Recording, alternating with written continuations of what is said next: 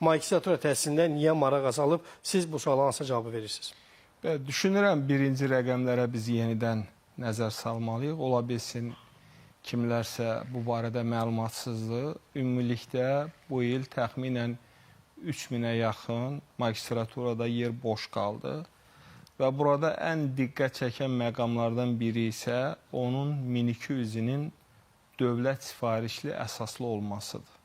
Yəni, dövlət sifarişli əsaslı dedikdə onların təhsil haqqını dövlət ödəyəcəkdir. Ödənişsiz formada onlar magistraturada təhsil ala biləcəkdilər. Amma xeyli sayda gənc artıq seçmədir və bu bizə nə vəd edir? Yəni, magistratura təhsili bizə lazımdır növbəti mərhələdə doktorantura fəaliyyəti üçün. Eyni zamanda bilirsiniz ki, bizim universitetlərdə, ali məktəblərdə dərs demək üçün magistratura təhsili vacibdir. Yəni, bu olmadan onlar müəllim kimi fəaliyyət göstərə bilməzlər.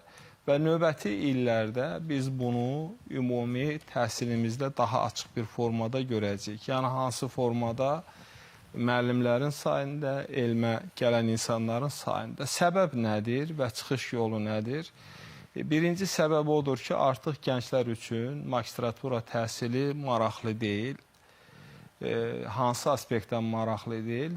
Burada bir neçə amil var. Yəni, bəzi gənclər hesab edir ki, 2 il təhsil almaq vaxt itkisidir. Burada çıxış yolu nədir? Mən əvvəldə bunu bir neçə dəfə qaldırmışam. Düşünürəm ki, biz ali təhsil haqqında qanunu qəbul etməliyik və bizdə magistratura 1 ildən ibarət olmalıdır. Magistraturanın 2 il olmasına ehtiyac yoxdur.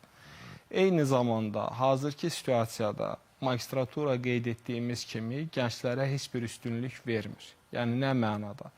Əgər siz doktorantura təhsili almaq fikrində deyilsinizsə, gələcəkdə müəllim kimi işləmə fikrində deyilsinizsə, magistratura sizə dövlət işində hansısa bir sahədə üstünlük vermir. Elm dalınca getməyəcəksə magistratura... Bir mənalı. Bəli, burada bir məsələ budur. İkinci, bizim digər bir səbəb magistratura proqramlarında düşünürəm ki, xeyli məsələlər var. O proqramlara biz ciddi bir formada baxmalıyıq.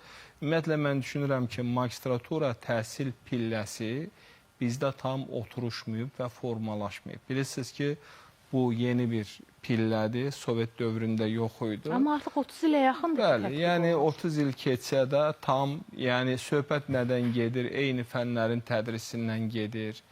Əslində, magistratura mərhələsi elmi mərhələdir. Bu daha çox tədqiqata yönəlməlidir, yeniliklərə yönəlməlidir, eyni fənlər əldə edilməli deyil. Məsələn, siz xarici proqramlara baxanda, xarici proqramlarda daha çox gənclərdə tədqiqat bacarığının artırılması, araşdırma istiqamətində müəyyən işlər gedir. Ona görə burada biz düşünməliyik ki, yəni hansı bir formada stimul yaradaq. Və burada ən önəmli məsələ, mən bir neçə dəfə bu məsələni qaldırmışam, bu özünü göstərəcək elmi sahədə. Məsələn, bugün bizim institutlar, universitetlər elmi şura təşkil etməkdə çətinlik çəkirlər. Və bu getdikcə özünü daha qabarıq göstərəcək. Yəni, nə üçün? Siz elmlər doktoru, fəlsəfə doktoru əldə etmək üçün mütləq magistratura təhsili almalısınız.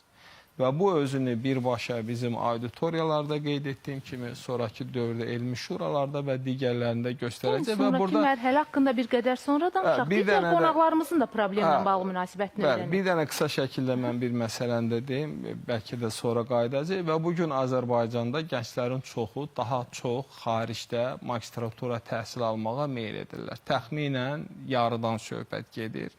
Və desək ki, bütün ölkələrdə magistratura təhsili ideal səviyyədədir, elə deyil.